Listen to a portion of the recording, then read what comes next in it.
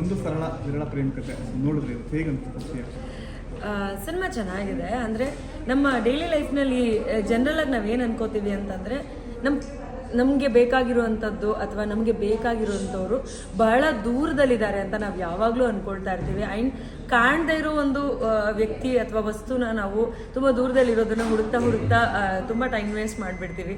But ನಾವು ಅರ್ಥ ಮಾಡ್ಕೋಬೇಕಾಗಿರೋದು ಏನಂತಂದರೆ ನಮ್ಮ ಸುತ್ತಮುತ್ತಲಿನಲ್ಲಿ ಇರುವಂಥ ಜನರು ಏನಿರ್ತಾರೆ ಅವ್ರು ನಮಗೆ ಕೊಡೋಷ್ಟು ಪ್ರೀತಿ ಎಲ್ಲೋ ಕಾಣದೇ ಇರೋಂಥ ಕಣ್ಣು ಕೈ ಕೊಡೋದಕ್ಕೆ ಸಾಧ್ಯನೇ ಇಲ್ಲ, ಅಥವಾ ವಸ್ತು ಕೊಡೋದಕ್ಕೆ ಸಾಧ್ಯ ಇಲ್ಲ. ಸೊ ಹತ್ತಿರದಲ್ಲಿ ಇರೋದನ್ನು ಅಥವಾ ನಮ್ಮ ಕಣ್ಮುಂದೆ ಏನಿರುತ್ತೆ ಅದನ್ನು ನಾವು ಚೆರಿಷ್ ಮಾಡಬೇಕು, ಎಂಜಾಯ್ ಮಾಡಬೇಕು. ಅದನ್ನು ನಾವು ಈ ಸಿನಿಮಾದಲ್ಲಿ ಕತ್ಕೋಬೋದು ಅಂತ ಹೇಳ್ಬೋದು.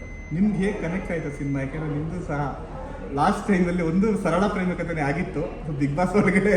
ಅಯ್ಯಯ್ಯೋ, ಯಾವ ಪ್ರೇಮ ಕಥೆನೂ ಆಗಲಿಲ್ಲ ಅಲ್ಲಿ. And first of all Bigg Boss ಮನೆಯಲ್ಲಿ ಪ್ರೇಮ ಕಥೆ ಎಲ್ಲ ತೀರಾ ಅಂದರೆ 1000ದಲ್ಲಿ ಒಬ್ರಿಗೆ, ಕೋಟಿಯಲ್ಲಿ ಒಬ್ರಿಗೆ ಆಗುವಂಥದ್ದು. ಅಷ್ಟು ಧಾರಾಳ ಮನಸ್ಸು ನನಗಿಲ್ಲ. ಸೊ ಹಾಗಾಗಿ ನನಗಲ್ಲಿ ಪ್ರೇಮ ಕಥೆಗೆಲ್ಲ ಜಾಗ ಆಗಲಿಲ್ಲ. ಹೌದು, ಸಲಿಗೆ ಸ್ನೇಹ ಇತ್ತು. ಅದು ಇವಾಗ ಕಾರ್ತಿಕ್ ಇರ್ಬೋದು ಅಥವಾ ವರ್ತೂರ್ ಇರ್ಬೋದು, ಈ ರೀತಿಯಾದ ಸ್ನೇಹ ತುಂಬ ಚೆನ್ನಾಗಾಗಿದೆ ಅಲ್ಲಿ.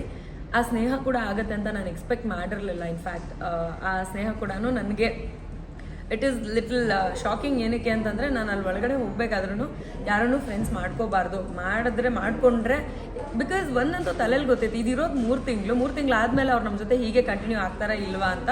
ಬಟ್ ಅದರಲ್ಲಿ ಕಂಟಿನ್ಯೂ ಆಗಿರೋ ಅಂಥವ್ರು ಕಾರ್ತಿಕ್, ವರ್ತೂರ್ ಹಾಗೂ ನಮ್ರತಾ. ಸೊ ಈ 3 ಜನರ ಒಂದು ವ್ಯಕ್ತಿತ್ವ ಅಥವಾ ಸ್ನೇಹ ನನಗೆ ಖುಷಿ ಕೊಟ್ಟಿದೆ. ಅದನ್ನು ಕಂಟಿನ್ಯೂ ಮಾಡ್ತಾ ಇದ್ದೀನಿ. ಪ್ರೇಮ ಕಥೆನೂ ಇಲ್ಲ, ಏನೋ ವಿರಳ ಕಥೆನೂ ಇಲ್ಲ, ಸರಳ ಕಥೆನೂ ಇಲ್ಲ.